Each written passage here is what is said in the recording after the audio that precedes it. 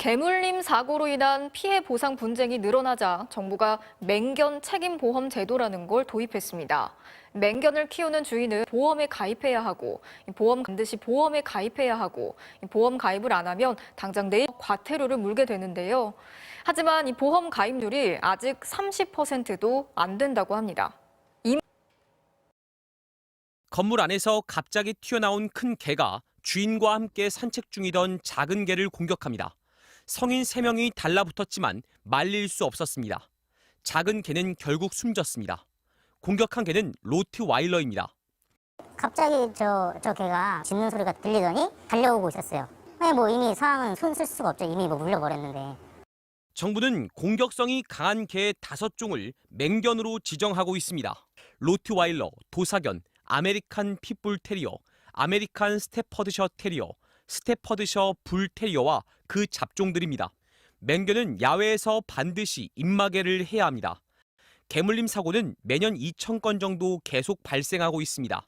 피해 보상을 둘러싼 분쟁도 자주 일어납니다. 그래서 정부는 맹견 소유자들에게 책임보험을 반드시 가입하도록 법을 바꿔 안 하면 300만 원 이하의 과태료가 부과됩니다. 보험료로 해결할 수 있기 때문에 그 다툼이 줄어들 수 있다는 것, 신속하게 보상받을 수 있다는 것, 이게 이 제도의 핵심이에요. 시중에 출시된 보험 상품은 3가지.